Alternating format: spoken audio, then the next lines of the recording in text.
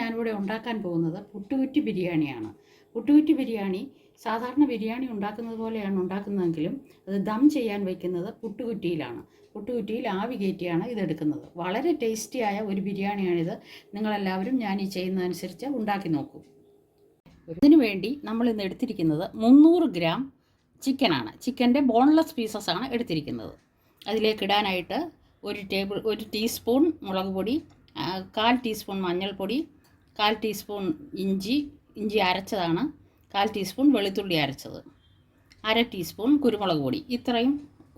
ഇത്രയും അതിലിട്ട് മാരിനേറ്റ് ചെയ്ത് അരമണിക്കൂർ വെച്ച ശേഷം നമ്മളത് വറുത്തെടുക്കും.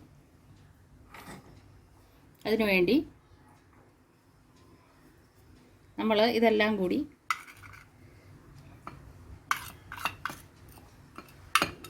കുരുമുളക് പൊടി, മുളക് പൊടി, മഞ്ഞൾപ്പൊടി, ഇഞ്ചി അരച്ചത്, വെളുത്തുള്ളി അരച്ചത്, അതിൻ്റെ കൂടെ ആവശ്യത്തിന് ഉപ്പും ചേർക്കുകയാണ്. ഇത്രയും ചേർത്ത് ഇത് മാരിനേറ്റ് ചെയ്ത് ഒരു അരമണിക്കൂർ നേരം വയ്ക്കുകയാണ്.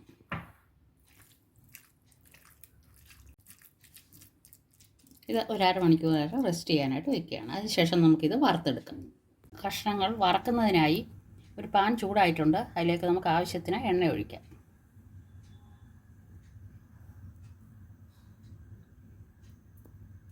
നിങ്ങൾക്ക് ഏതെണ്ണയാണോ ആവശ്യം ആ എണ്ണ തന്നെ ഉപയോഗിച്ചാൽ മതിയാവും. ഞാനിപ്പോൾ ഇവിടെ ഉപയോഗിച്ചിരിക്കുന്നത് വെളിച്ചെണ്ണയാണ്. നമ്മൾ മാരിനേറ്റ് ചെയ്ത് വെച്ചിരിക്കുന്ന ചിക്കൻ കഷ്ണങ്ങൾ അതിലേക്ക് ഇടാം.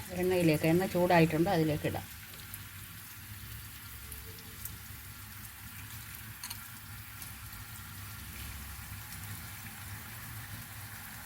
ഞാനിവിടെ 1 കപ്പ് അരിയാണ് എടുത്തിരിക്കുന്നത്. അതുകൊണ്ട് 1 കപ്പ് അരിക്ക് ഏതാണ്ട് 300 ഗ്രാം ഇറച്ചിയാണ് എടുത്തിരിക്കുന്നത്. ചിക്കൻ്റെ ബോൺലെസ് പീസസ് ആണ് എടുത്തിരിക്കുന്നത്.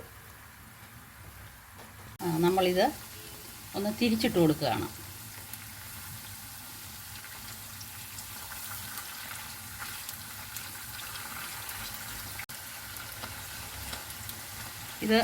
ഇത് വറുത്തോണ്ടിരിക്കുന്ന സമയം തന്നെ നമ്മൾ വെള്ളം അവിടെ വെച്ചിട്ടുണ്ട്. അരി വേവിക്കുന്നതിനായിട്ടുള്ള വെള്ളം വെച്ചിരിക്കുകയാണ്. അത് തിളച്ച് കഴിയുമ്പോൾ അരി ഇടും.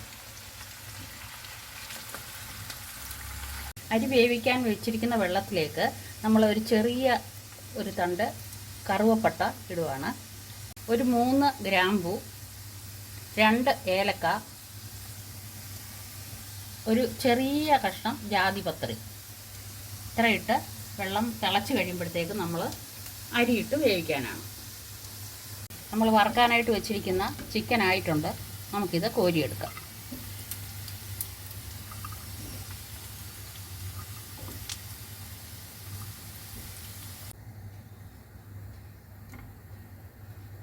എല്ലാം നമ്മൾ വറുത്ത് പോയി.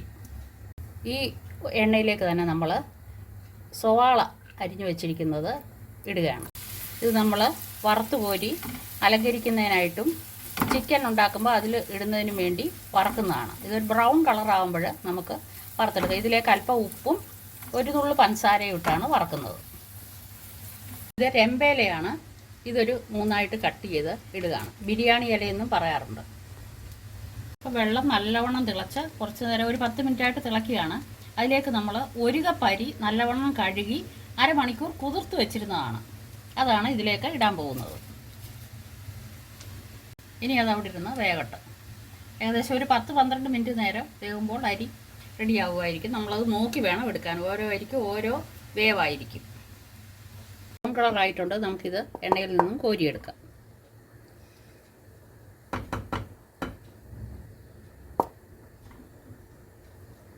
വെന്തിട്ടുണ്ട്.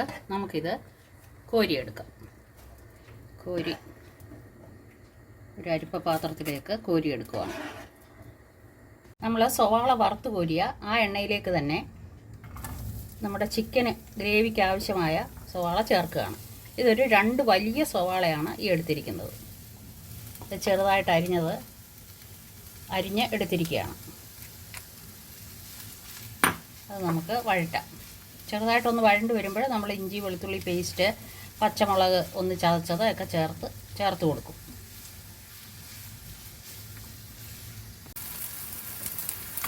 സവാള ഇപ്പം നല്ലപോലെ വഴന്ന് വന്നിരിക്കുകയാണ്. അതിലേക്ക് നമ്മൾ ഒരു 1/2 ഇഞ്ച് കഷ്ണം ഇഞ്ചി നല്ലവണ്ണം അരച്ച് വെച്ചിരിക്കുന്നതാണ്. ഒരു 8-10 വെളുത്തുള്ളി നല്ലവണ്ണം അരച്ച് വെച്ചിരിക്കുന്നതാണ്. അതുകൂടെ ചേർത്ത് കൊടുക്കുകയാണ്. അതിൻ്റെ കൂടെ പച്ചമുളക് ഒരു 7 പച്ചമുളകാണ് ഞാൻ എടുത്തിരിക്കുന്നത്. 7 പച്ചമുളക് ചെറുതായിട്ടൊന്ന് ചതച്ച് വെച്ചിരിക്കുന്നതാണ്. ഇത് മൂന്നും കൂടെ ചേർത്ത് നല്ലവണ്ണം ഇളക്കിയ ശേഷം നമുക്കിതിലേക്ക് തക്കാളി ചെറുതായിട്ട് അരിഞ്ഞ് വെച്ചിരിക്കുന്നത് ചേർത്ത് കൊടുക്കാം.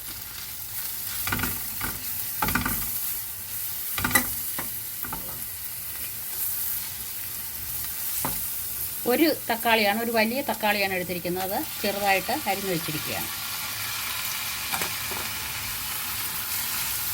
ഇത് നമുക്ക് നല്ലപോലെ വഴറ്റി കൊടുക്കാം. ഇതിലേക്ക് അല്പം ഉപ്പും കൂടെ ചേർത്ത് കൊടുക്കാം. നമ്മൾ ചോറ് വേവിച്ചപ്പോൾ ഉപ്പിട്ടിരുന്നതാണ്, എന്നാലും ഇതിലേക്ക് ആവശ്യമായ ഒരു 1/2 ടീസ്പൂണോളം ഉപ്പ് വേണ്ടി വരും. ഉപ്പും കൂടെ ഇട്ട് കൊടുക്കാം. എന്നിട്ട് നല്ലവണ്ണം വഴറ്റി എടുക്കാം. അതിലേക്കാണ് നമ്മൾ ചിക്കൻ വറുത്ത് വെച്ചിരിക്കുന്ന ചിക്കൻ ചേർത്ത് കൊടുക്കുന്നത്. ഇപ്പം നല്ലവണ്ണം വഴണ്ട് വന്നിരിക്കുകയാണ്. ഇതിലേക്ക് നമ്മൾ 1/2 ടീസ്പൂൺ മസാലപ്പൊടി, ബിരിയാണി മസാലയുടെ പൊടിയാണ്. അതുപോലെ തന്നെ 1/2 ടീസ്പൂൺ കുരുമുളക് പൊടിയും കൂടെ ചേർത്ത് കൊടുക്കുകയാണ്. ഇത് നല്ലവണ്ണം ഇതിലിട്ട് ഒന്ന് വഴറ്റി എടുക്കണം. അതിന് ശേഷം നമ്മൾ ചിക്കൻ ചേർത്ത്. ഗ്രേവി നല്ലവണ്ണം വന്നിട്ടുണ്ട്. അതിലേക്ക് നമ്മൾ മുമ്പേ വറുത്ത് വെച്ചിരുന്ന ചിക്കൻ്റെ കഷ്ണങ്ങൾ ചേർത്ത് കൊടുക്കുകയാണ്.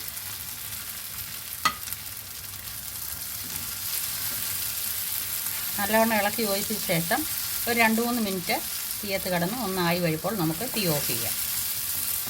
കൂട്ടിവിടെ റെഡി ആയിരിക്കുകയാണ്. അതിലേക്ക് നമ്മൾ അല്പം മല്ലിയില,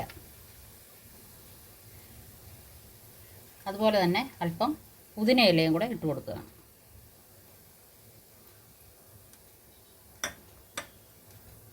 ഇനി നമുക്കിത് പുട്ടുകുറ്റിയിൽ സെറ്റ് ചെയ്ത് ആവി കയറ്റി എടുക്കാം. ഇപ്പം മല്ലിയില ഇട്ട് കൊടുത്ത് ഇത് സെറ്റായിട്ടുണ്ട്.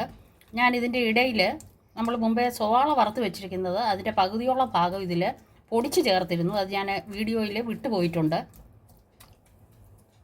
പാൻ വെച്ചതിന് ശേഷം അതിലേക്ക് 1 ടീസ്പൂൺ നെയ്യ് ഒഴിച്ചു കൊടുക്കുകയാണ്. ഇത് നമുക്ക് അണ്ടിപ്പരിപ്പും കിസ്മിസും ഒന്ന് വറുത്ത് കോരുന്നതിന് വേണ്ടിയാണ്. നെയ്യ് ചൂടായിട്ടുണ്ട്. അതിലേക്ക് നമുക്ക് ഒരു 8-10 അണ്ടിപ്പരിപ്പ് ഇട്ട് കൊടുക്കാം. അതൊന്ന് മൂത്ത് വരുമ്പോൾ നമുക്ക് കിസ്മിസ് ചേർത്ത് കൊടുക്കാം. അണ്ടിപ്പരിപ്പിനകത്തേക്ക് നമ്മൾ കിസ്മിസും ചേർത്ത് കൊടുത്തിരിക്കുകയാണ്.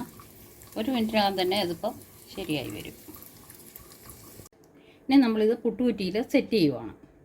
അതിനുവേണ്ടി ആദ്യം നമുക്ക് റൈസ് ഇട്ട് കൊടുക്കാം. ഒരു 2 സ്പൂൺ റൈസ് ഇട്ട് കൊടുത്ത ശേഷം അതിലേക്ക് നമ്മൾ ഈ ചെയ്ത് വച്ചിരിക്കുന്ന ചിക്കൻ അതും 2 സ്പൂൺ ഇട്ട് കൊടുക്കാം.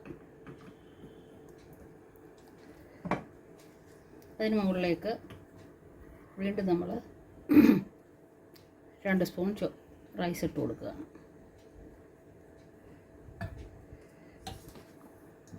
അതിന് മുകളിലേക്ക് നമ്മളിവിടെ വെച്ചിരിക്കുന്ന അണ്ടിപ്പരിപ്പും കിസ്മിസും വറുത്ത് വെച്ചിരിക്കുന്നത് സ്വല്പം ഇട്ട് കൊടുക്കുക.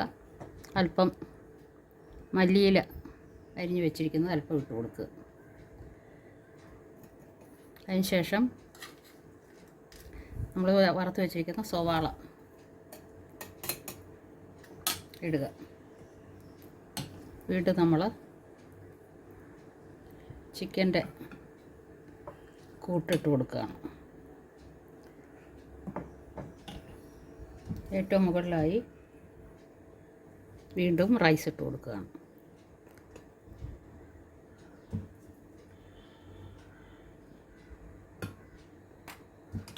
അതിൻ്റെ മുകളിലായി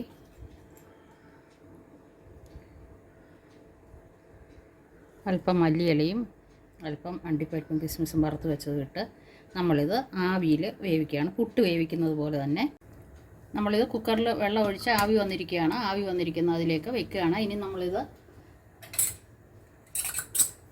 അടച്ചു വെച്ചാണ് വേവിക്കുന്നത്.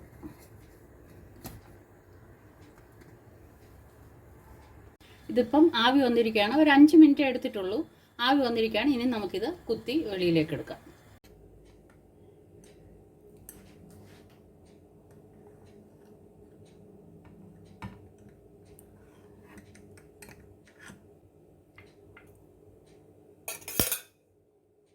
ഇപ്പോൾ നമ്മളുടെ പുട്ടുകുറ്റി ബിരിയാണി ഇവിടെ റെഡി ആയിരിക്കുകയാണ്. വളരെ ടേസ്റ്റിയായ ഈ പുട്ടുകുറ്റി ബിരിയാണി നിങ്ങളെല്ലാവരും തന്നെ ഉണ്ടാക്കി നോക്കണം. ഞാൻ 1 കപ്പ് അരിക്കാണ് ചെയ്തിരിക്കുന്നത്. 1 കപ്പ് അരിക്ക് ഈ പറഞ്ഞ അളവിൽ നിങ്ങൾ ചെയ്യുകയാണെങ്കിൽ നിങ്ങൾക്ക് 3 കുറ്റി പുട്ടുകുറ്റി ബിരിയാണി കിട്ടും.